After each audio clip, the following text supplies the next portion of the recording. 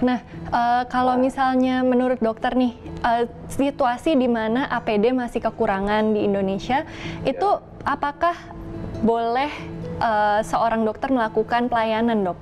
Atau sebaiknya kita pelayanan dengan APD yang full, atau misalnya bagaimana menurut pendapat dokter? Iya, mengenai APD ini kan namanya saja alat pelindung diri ya, alat pelindung diri. Namanya kita untuk menjamin keselamatan dari pemberi pelayanan medis. Jadi menurut saya prinsipnya kita yang menolong itu harus aman dulu ya. Jadi sebelum kita menolong orang lain, kita sendiri harus aman supaya apa? Supaya kita nggak jadi orang yang nanti ditolong juga.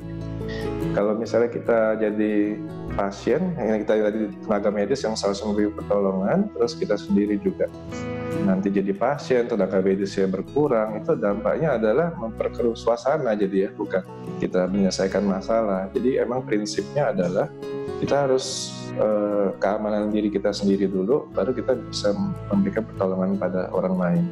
Nah, tapi saya juga nggak ekstrim ya, misalnya kan kita lengkapnya idealnya harus ada N95, ada baju coverall ya, ada face shield, itu yang untuk level 3 ya, pasien yang memang sudah kita probable atau kasus konfirmasi.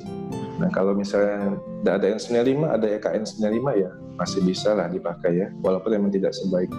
Kalau KN95 itu masalahnya suka seal di wajahnya itu kurang rapat ya.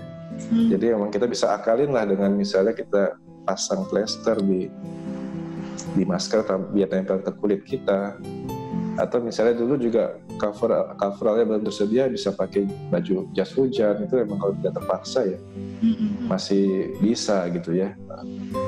Seperti itu. Baik. Nah dok, sekarang kan banyak hoax nih dok, yang menyatakan bahwa dokter dan juga rumah sakit itu melebih-lebihkan nih pandemi COVID-19. Bahkan tidak sedikit yang malah memberikan perspektif negatif gitu yang terhadap profesi dokter. Nah, kira-kira menurut dokter kita sebagai tenaga medis bagaimana seharusnya menyikapi hal ini? Iya, ya emang banyak sekali ya berita kabar-kabar yang sebenarnya tidak menyenangkan ya buat rumah sakit, buat tenaga medis. Sebenarnya kalau menurut saya sih rumah sakit dan dokter tidak melebih-lebihkan ya. Seperti kita bisa lihat sendiri dari data yang kita lihat dari berita, setiap hari penambahan kasus barunya itu masih tinggi, bahkan cenderung naik ya. Dan angka kematiannya juga cenderung naik.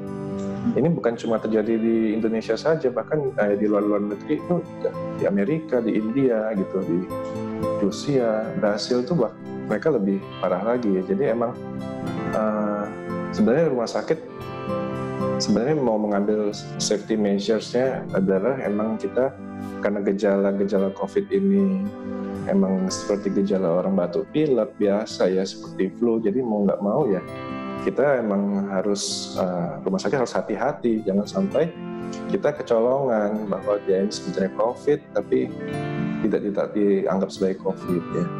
Akibatnya ya memang banyak. Ya kadang-kadang memang yang kita disayangkan memang bisa pemeriksaan kita yang masih lambat, pasien yang sakit berat diperiksa swab misalnya hasil PCR yang belum keluar, tapi ternyata ya selama gejalanya seperti COVID dia diperlakukan sebagai pasien COVID walaupun belum pasti ya, tadi namanya kasus probable ya. Iya. Kasus probable itu dia diperlakukan sebagai pasien COVID sampai dia meninggal misalnya, dia harus mengikuti proses ya di jenazahnya diperlakukan sebagai pasien COVID. Nah, itu pasti memang ada pihak-pihak yang sangat merasa apa ya, ini berlebihan nih rumah sakitnya.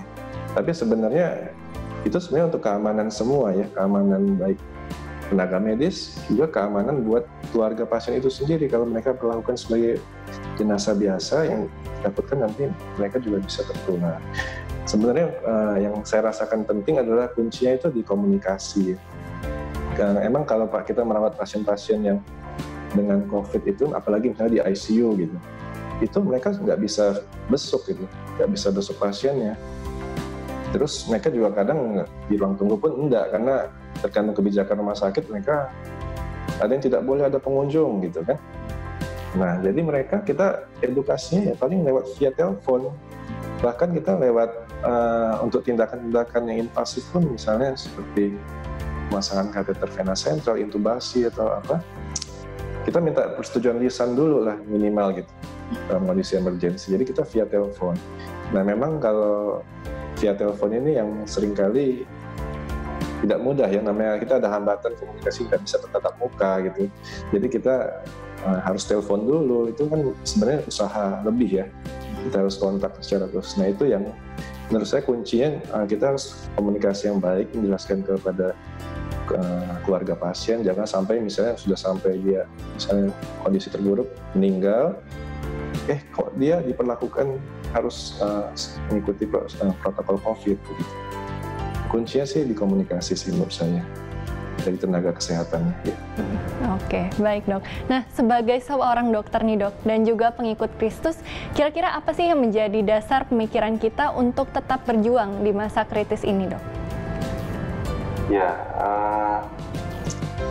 kalau menurut saya sih yang menjadi dasar itu karena kita, ya pertama itu tanggung jawab kita lah, ya sebagai tenaga medis, baik dokter, perawat, ya kita emang sebagai, waktu kita diangkat sebagai dokter atau perawat, kita pasti punya sumpahnya masing-masing ya. Sumpah kita akan demi kemanusiaan, kita menolong. Dan sebagai pengikut Kristus juga, terutama kita, karena kita, saya rasa sih kasih ya yang mendasarinya. Karena kita sudah mengalami terlebih dahulu kasih dari Tuhan, kita sudah diselamatkan, terus kita juga perlu pasti tergeraklah hati kita untuk melakukan pertolongan pada pasien-pasien. Memang yang menjadi tantangan sih biasanya rasa takut ya. Kita punya rasa takut tertular. Kadang kita sendiri nggak takut, tapi kita mikir juga keluarga kita. Nanti kalau misalnya kita kena, nggak bergejala sih, nanti bisa juga nularin keluarga kita. Nah, tapi ya karena kita, kalau kita ada memiliki kasih, itu nanti rasa takutnya itu bisa ya agak berkurang lah gitu ya. Jadi kita bukan menganggap pasien itu menakutkan, tapi orang-orang yang membutuhkan pertolongan dari kita gitu. Iya, berarti karena kita sudah merasakan kasih Tuhan, itu juga yang menjadi apa ya, energi kita ya buat mengasihi orang lain juga, yang benar-benar melihat orang lain juga sebagai pekerjaan kita sebagai pelayanan, begitu ya dok ya? Iya. Oke. Nah, kira-kira dok, hal-hal apa aja sih yang dokter lakukan sehingga dokter bisa tetap kuat dan fokus dalam melayani pasien dengan sungguh-sungguh nih dok? Ya, namanya kita melayani pasien COVID pasti ada naik turunnya lah ya. Itu saya juga nggak berani bilang saya juga kuat gitu. Kadang-kadang kita dalam kondisi yang fit, sehat ya, segar, kita semangat aja. Tapi kadang-kadang waktu kita rasanya kurang tidur ya, badan capek, kok rasanya mulai meriang-meriang nih badan nih. Nah itu di saat-saat seperti itu kita kadang merasa down ya. Terus kadang kita juga dengar kabar-kabar dari berita yang cenderung negatif ya, itu kadang-kadang bikin kita down. Yang penting sih kalau menurut saya yang pertama kita menjaga hubungan pribadi kita dengan Tuhan. Yang pertama itu yang terpenting melalui doa teratur, terus saat teduh, baca firman Tuhan, itu yang selalu bisa memberikan kita kekuatan ya setiap hari gitu. Misalnya sebelum aktivitas kita juga, sebelum kita mulai tugas, kita minta pertolongan Tuhan supaya Tuhan lindungi. Lalu yang kedua itu yang penting juga adalah menjaga komunikasi dengan keluarga ya. Menurut saya juga penting. Karena nggak sedikit tenaga medis yang terpisah ya sama keluarganya. Jadi dia mungkin di tempat sendiri ngekos lah atau apa, keluarga sengaja dipindah tempat lain atau emang supaya terpisah karena merasa takut menularkan. Nah ini emang penting kita menjaga komunikasi sama keluarga dekat kita. Tujuannya supaya ya kalau kita sendiri benar-benar terus terisolasi itu memang bikin kita down sih ya. Nah terus yang penting juga menurut saya juga ya, kita lakukan hobi. Misalnya ada yang punya hobi olahraga, itu juga sangat bisa menjaga fit ya kebugaran tubuh kita, dan istirahat yang cukup sih menurut saya. Oke dok, berarti yang paling penting itu menjaga hubungan dengan Tuhan, menjaga komunikasi juga hubungan dengan keluarga, dan juga menjaga diri sendiri juga ya dok ya, penting juga. Iya, betul. Oke, nah dok, kita udah sampai di penghujung pertanyaan acara ini. Adakah tips atau pesan dari Dr. Milton untuk seluruh tenaga medis yang sekarang masih berjuang dalam menangani pasien? Ya, ya ini tips buat saya sendiri juga sama seluruh tenaga medis yang sedang melayani, yang masih terus melayani ya. Jadi ya yang penting kita tetap semangat, terus jangan kendor dalam mengikuti protokol ya. Kita banyak protokol, pakai APD lengkap itu ada urutannya, terus melepaskan APD juga emang itu ada urutannya. Terus kita harus rajin-rajin cuci tangan, itu juga kadang bikin tangan sampai iritasi ya, itu emang ya kita jangan merasa capek-capek lah melakukan semua itu, karena dan kita juga perlu menyiapkan tenaga untuk jangka panjang ya. Kita tidak tahu bahwa mungkin pandemi ini bisa berlangsung, ya belum tahu ujungnya lah, mungkin masih lama. Ada yang bilang nanti akan ada second wave atau apa ya. Kita yang jelas menjaga stamina lah supaya kita bisa menjadi tenaga kita cukup untuk jangka panjang. Mungkin seperti itu. Terus ya. Oke, baik. Terima kasih banyak Dok untuk tips-tipsnya dan juga untuk pesan-pesannya yang sangat berharga untuk kita tenaga medis dan juga untuk masyarakat. Baik Dok, sampai jumpa di pertemuan selanjutnya. Sampai jumpa, terima kasih. Terima kasih.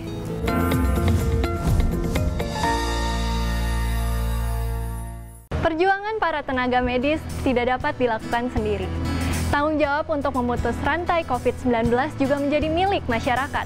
Pentingnya kesadaran untuk menjaga kebersihan, menerapkan jarak, dan juga melakukan protokol kesehatan tidak hanya meringankan tugas para tenaga medis, tetapi juga membuat pandemi COVID-19 bisa segera teratasi.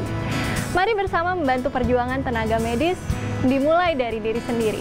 Saya Dr. Jesslyn undur diri, sampai bertemu di episode Shalom Dok selanjutnya.